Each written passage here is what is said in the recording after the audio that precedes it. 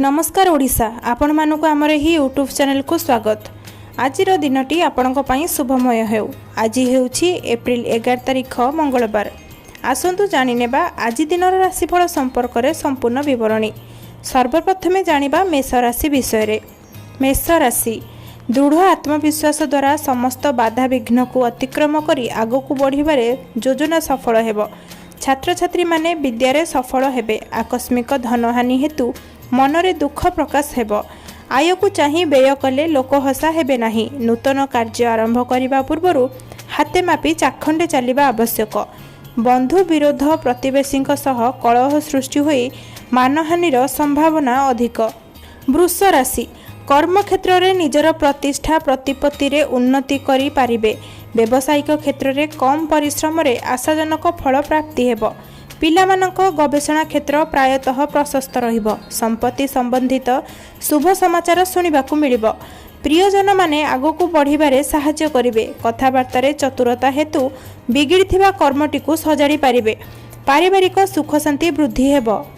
मिथुन राशि जेते अधिक परिश्रम करिवे सेते अधिक लाभ हेबो। आनुष्ठानिक काम हासिल करबा सकाशे बंधुक सहाय्य उपरे निर्भर करिवे। इंद्रिय परायणता और विषय वासना उपरे अधिक गुरुत्व देबे। अधस्तनकर सहयोग जोगु कर्म क्षेत्र में प्रशंसा पाइबे। पिलामानक पाठपढ़ा नहीं बौद्धिकरू मनोबल और सामर्थ्य वृद्धि पाइब। दूरयात्रा कले हैरान हरकत हेबाकु पड़ी पारे। कर्कट राशि व्यवसायी माने नगद कारोबार रे अधिक लाभप्रद हेबे। दाम्पत्य जीवन में मधुरता सृष्टि हेबो। कार्य व्यस्तता जोगु परिवार एवं सांगसाथींक ठारू दूर रही पारंती। कर्म क्षेत्र में बुद्धि विवेक खेलाई कर्तव्य परायणता को मुख्य करी चलिबा हितकर हेबो। माली मकदमारे सम्मान और प्रतिष्ठा अतुट रहिबो। पारिवारिक क्षेत्र में केतेक कर्म रे सफलता प्राप्ति हेबो। सिंह राशि कौनसी आनुष्ठानिक और सांगठनिक कार्य रे जोग देबे। अधस्तन कर्मी और सहकर्मी सौजन्यरू साहाय्य समर्थन हासिल करिवे। विद्यारे मनोनिवेश करिवे और परीक्षा प्रतियोगिता रे सफलता मिलिबो। सामाजिक कार्य रे नूतन लोकंक सह साक्षात होई संपर्क दृढ़ हेबो। माली मकदमारे आपस समाधान रो रास्ता खोली जिवो। क्षमता और शक्ति बल रे निजर समय बिताइबे। कन्या राशि सरकारी कार्य रे सफलता प्राप्त हेबो। शत्रु माने पराजित हेबे और सुस्थ मानसिकता रक्षा करी व्यवसाय क्षेत्र रे आशातीत लाभ पाइबे।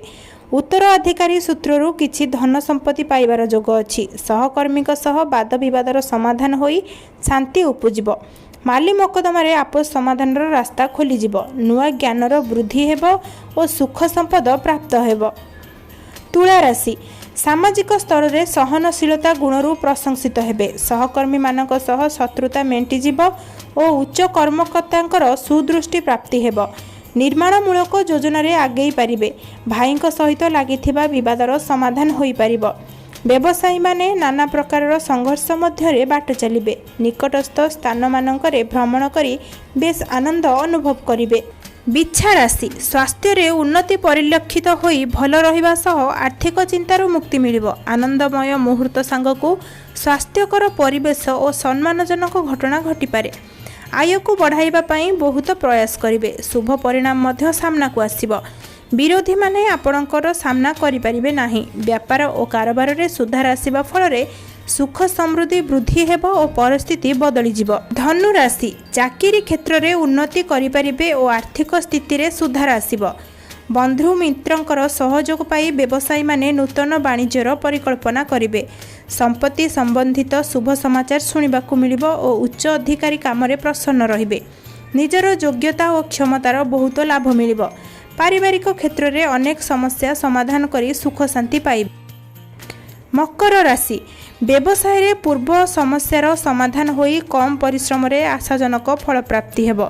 दूर यात्रार सुजोग पाई आत्मविश्वास वृद्धि पाइबो।